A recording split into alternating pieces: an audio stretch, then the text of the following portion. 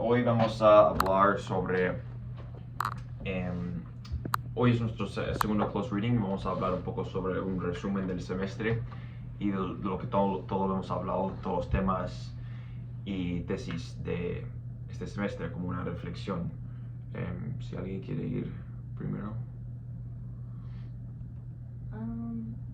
Para empezar, los artículos describen el contexto de actitudes que tenemos como fantasmagoría sobre los múltiples grupos que viven para mejorar o no la área sobre la frontera, como los grupos que pienso son comanches, apaches, otros tribus indígenas, los settlers americanos, estadounidenses, mexicanos, españoles, rusianos, que sí, misionarios, muchos grupos que viven sobre la frontera y de sobre California, sí, esos grupos y de los múltiples tipos de relaciones, como guerras, amistades, tratados. Sí. Muy bien. Pues mi tesis es un poco parecido y mi tesis es como un reflejo en varios ensayos que hemos leído, que son American Genocide, Comanches, Apaches y Fronterizos, Orígenes de la Guerra, de norte al sur, Flujos migratorios, Imperio y Orígenes y más. En estos ensayos los autores rescatan las narrativas olvidadas de los diversos grupos sometidos a la influencia expansionista estadounidense, capturando sus luchas con los colonos angloamericanos y su consecuente influencia en la cultura fronteriza contemporánea. A través de estos ensayos, los autores cuestionan el lado dominante de la historia tan prevalente hoy en día y rescatan las narrativas perdidas de las numerosas civilizaciones estadounidenses del pasado. Bien, sobre todo, sí. ¿Y tu tesis? Mi tesis es más corto, pero creo y pienso en un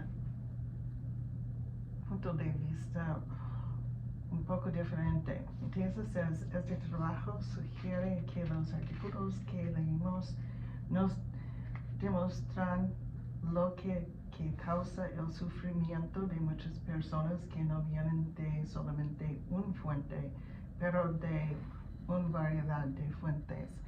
Y me da cuenta en Nieve y Fronteras por Yasmaya Aguilar, For Space, Doreen Massey, Agresivo Expansionismo y Globalización, en el BBC News Mundo, artículo por Felipe Lambias, Empire and the Origins of Migration, por Gilbert González y Raúl Fernández, y otros artículos. Sí, Muy bien. O sea, me interesa saber un poco más sobre vuestros temas. Sé que tú acabas de decir tu tesis es sobre expansionismo y globalización. Ese tema, ¿me explicas un poco más sobre qué piensas o de tus temas? El subraya el tema es el sufrimiento de unos grupos, como se dice Claudia, y empieza con el border es el problema. Yasmaya Aguilar dice que la primera operación necesaria para la creación del Estado moderno fue el establecimiento de fronteras. Sus fronteras son donde comienza México, sea lo que significa México. Y empezó, una frontera es ante todo una intervención violenta. Es muy importante. El lenguaje es como los abogados y leyes, y dice que un territorio determinado sobre la base de una justificación legal ad hoc, porque se establecieron las fronteras en sus configuraciones actuales. Antes de establecer barreras físicas, los Estados-nación reclamaron el derecho a establecer fronteras, y este proceso tomó una considerable cantidad de tiempo, lo que demuestra la artificialidad del proceso en sí. Sí, muy bien. Pienso de este tema sobre Doreen Massey for Space, que ella usa el hito de la conquista de las Américas para explicar qué va a ser de globalización, la política y neoliberalismo. Sí. Y como ella contesta los tópicos modernos sobre neoliberalismo y globalización del el especificadito de la conquista.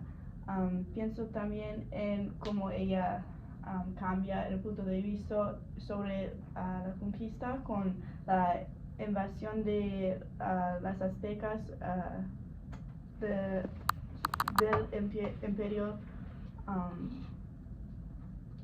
español, y como esto demostró un cuento y versión de espacio diferente que lo aprendimos en la escuela sobre la conquista de historia americana. Sí, eso. O sea, estás como haciendo una combinación entre el pasado y presente un poco. Ok. Y como ella cambia el punto de vista de cómo how it happened. Muy bien. ¿Ibas a decir? Es interesante que mencionas que cada nación tiene razón para conquistar más tierra o más recursos. En agresivo expansionismo hay una cita. Jefferson, entonces presidente, sucedió por semejante oportunidad expansionista, se endeudó y compró Luisiana, y la intención era continuar hasta llegar al Océano Pacífico. Era la doctrina Monroe, que también explica la política expansionista y la posterior protección de los intereses económicos de los Estados Unidos en América. Y en esta cita noté el estilo de los periódicos que explica bien y es para informar, y la cita en inglés después de la traducción inmediatamente. Ya que estás hablando sobre el conflicto, quiero tocar en otro tipo de conflicto que hablamos sobre en clase. O sea, tú hablas más como el conflicto de guerra y eso. Otro conflicto, me acuerdo que dijimos en clase, fue como el conflicto, o más bien una invasión, un ataque como económico. Hubo varios artículos, por ejemplo, Flujos Migratorios y Empire and Origins, que hablan sobre una invasión no territorial con armas y como tradicional, pero más económico, como una invasión neoliberal, que eso es para mí uno de los temas más relevantes de la clase, especialmente en la segunda parte del semestre.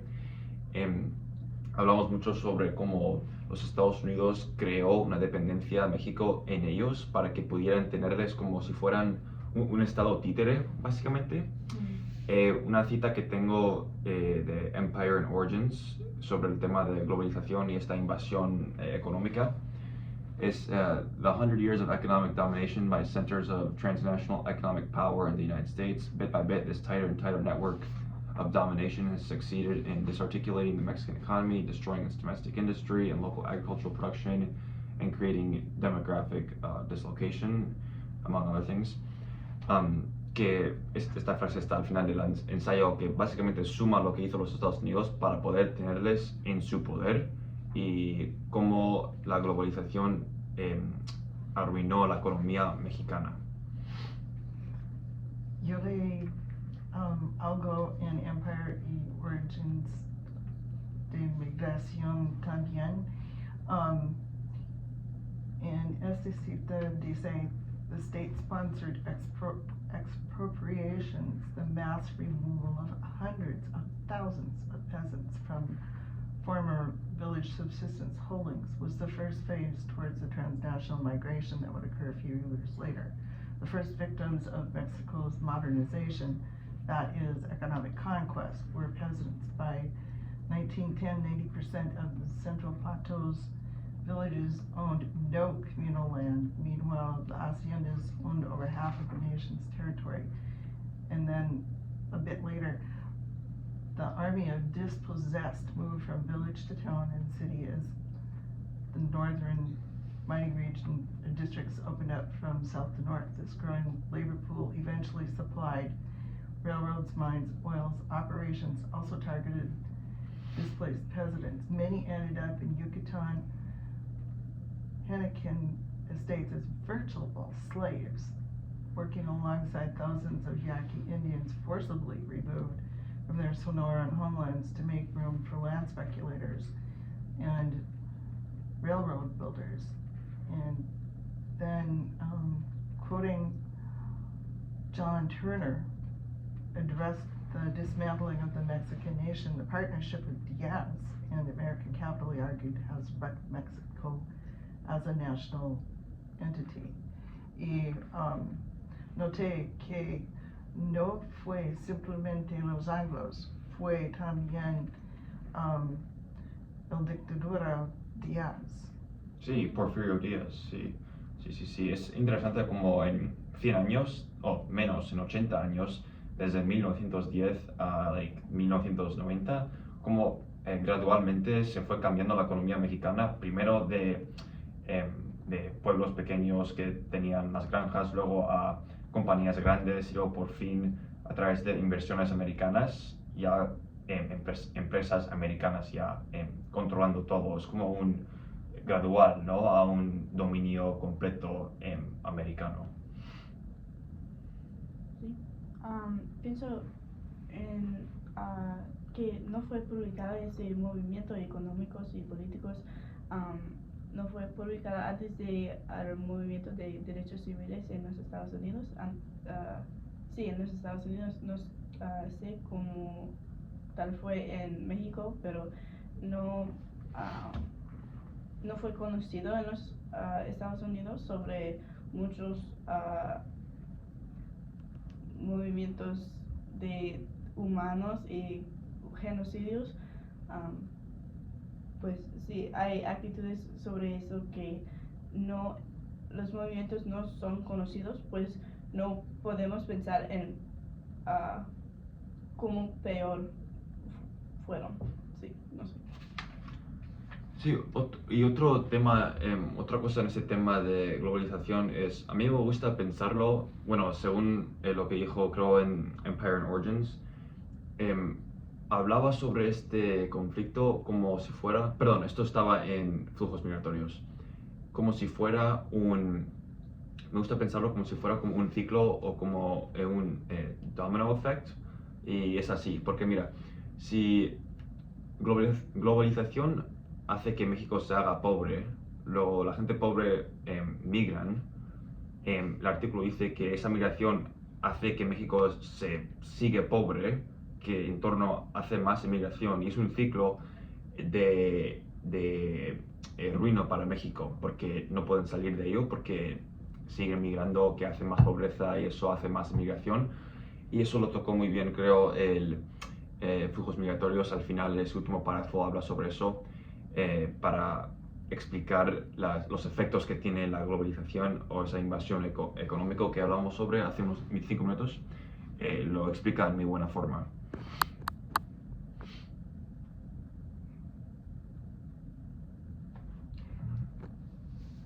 Y otra emoción de la gente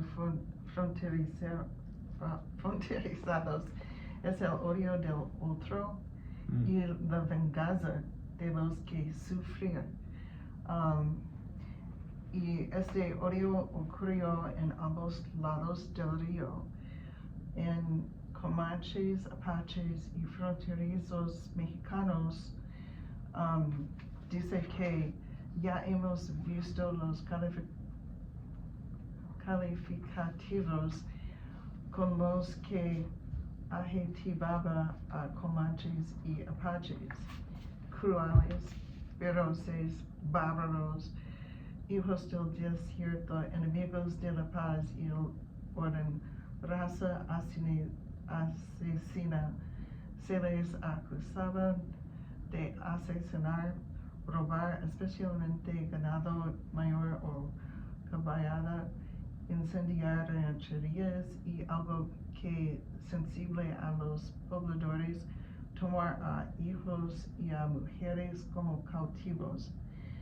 Las imputaciones no eran menores y explican los adjetivos que les aplicaban los residentes de la región fronteriza y bastante más al sur.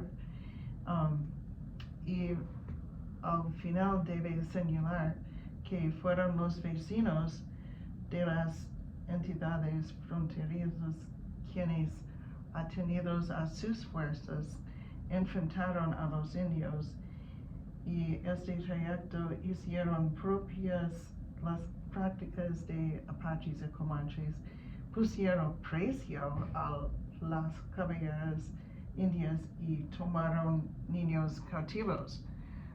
Como tú dices, es un ciclo. Sí, los ciclos son un tema muy relevante en la frontera, estoy de acuerdo. De un otro aspecto, pienso en nivel fronteras de hasta Aguirre, sobre su, como discute de cómo definicionado, how we define borders. Él dice, me parece que necesitamos urgentemente ampliar nuestra definición de territorio para cubrir las comunidades que se han creado al norte de la frontera. Pienso en esto porque los migraciones de grupos es natural de este nivel, ¿no? Pero movimiento de personas es natural y histórica, sí. Pues los naciones, estados, naciones y fronteras fijos para este tipo de movimiento y criminaliza movimiento de personas que no pienso que es justified. Sí. Pues me gusta ese tópico y punto que necesitamos ampliar nuestra definición de eso. Sí, yo quería, ya que estábamos en el tema de Comanches, Apaches y fronterizos, quería volver a algo que dijiste tú, específicamente en las dinámicas de la frontera en esa época, que, como dijimos en clase, era como una batalla entre los indios mexicanos y los americanos, que al final acabó casi en todo el mundo contra los indios. Estaban peleándose contra los mexicanos y los americanos. Una cita que apoya esto, que es parecida a la cita que dijo Kathy, que es en Comanches, Apaches y Fronterizos, que pone: así nos encontramos reseñas detalladas de las naciones indias, solo hallamos quejas, lamentos, demandas y maldiciones. Básicamente que los mexicanos y los americanos miraban a los indios como algo malo, los dos estaban en conflicto con ellos, aunque ellos estaban ahí primeros, y que la frontera en esa época era nada más que un sitio de batalla, básicamente, y más veces que no contra los indios. También otra cita dice que mismo artículo, este último hecho resultó decisivo para la acción recíproca entre las sociedades estadounidense, mexicana, apache y comanche y derivó en la alianza entre los gobiernos de Estados Unidos y México en contra de los indios libres. O sea, realmente hicieron una alianza para pelearse con los indios, porque los indios les atacaban las granjas o el ferrocarril que dañaba negocio, y por eso se juntaron para pelear contra los pobres indios. Muy bien. También en Fronteras sin Nivel, él discute sobre la structure de macrosistemas para el éxito del éxito de tribus indígenas, de la criminalización de su movimiento y sobre los diferentes tipos de su propia económica, porque es un tipo diferente de cómo nosotros pensamos en qué es una economía, pues sí es criminalizada y whatever. Structurally is different and no fue recognizada, it wasn't recognized, porque los tribus nunca fue los poderes. Pues sí. Like, because they were never in power, they never had the chance to like make their type of economy structural. Y un punto más de eso es cuando los bisonetes, casi todos, se murieron, no hay comida o carne para los tribus que dependen en los animales. También ropa y what do you call trade? No sé. Intercambio. Sí, intercambio de el cuerpo de los bisontes, también sí su comida y también la cultura que tienen sobre los bisontes y el espíritu de los animales y conexión con la tierra. Sí, fue muy sumerizada de matar a todos los bisontes. Sí, buena conexión.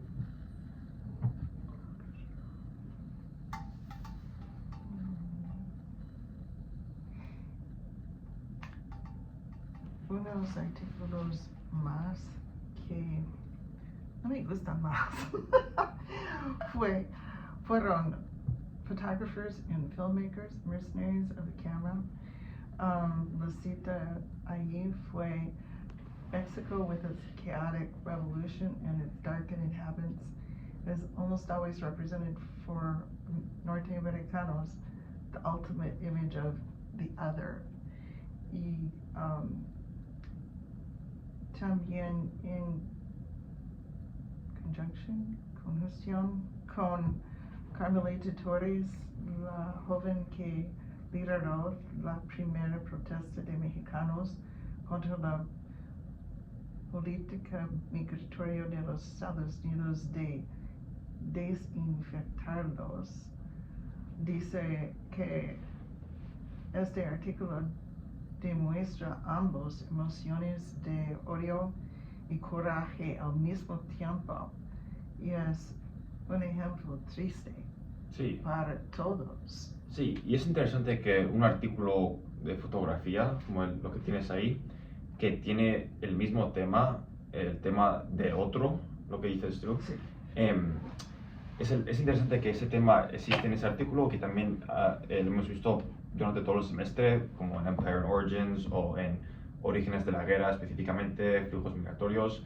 Ese tema del otro sigue apareciendo, la idea de que los mexicanos, o lo que decimos en clase, que yo soy yo y eso es el otro, que en este contexto los americanos son como los personajes principales y los mexicanos son nosotros, en este caso menos, gente que no cuenta como los americanos.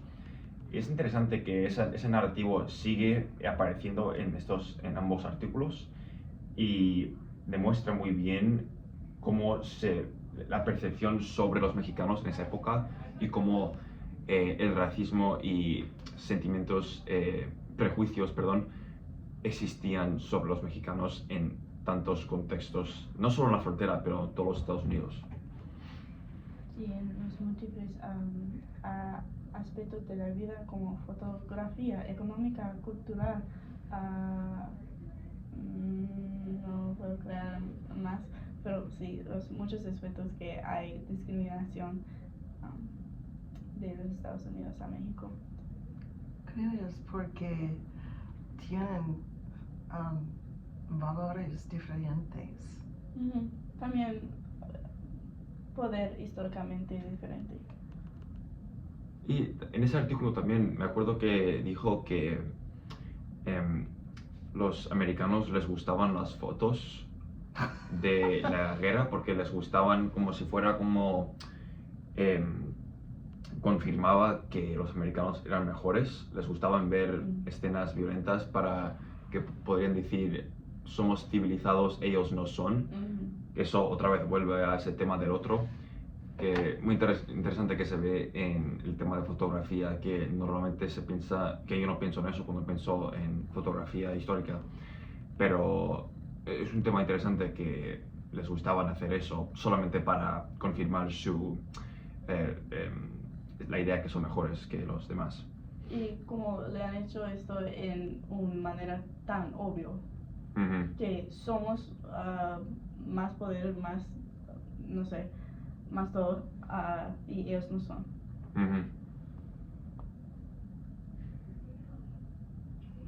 Sí, es consistente con, yo pienso, con ideas de otros artículos que no tienen tanto que ver con necesariamente la frontera.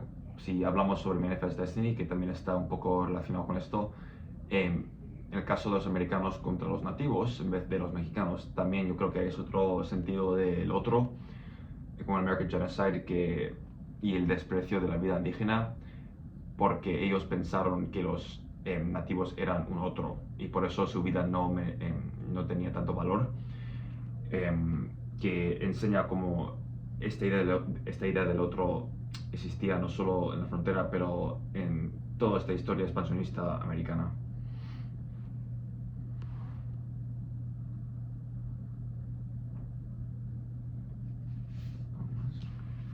¿Conclusión? Sí. ¿Sí? Sí. Creo en una conclusión más alegre de que muchos de estos temas. El borde presenta una fantasmagoria que cambia por historia, agresivo expansionismo y globalización han moldeado no simplemente la línea divisoria, pero también el punto de vista de la gente como un grupo sobre la vida. Concluyo con esta cita que creo es la más bella cita que me da esperanza, que odio no es la sola manera de ver estas cosas.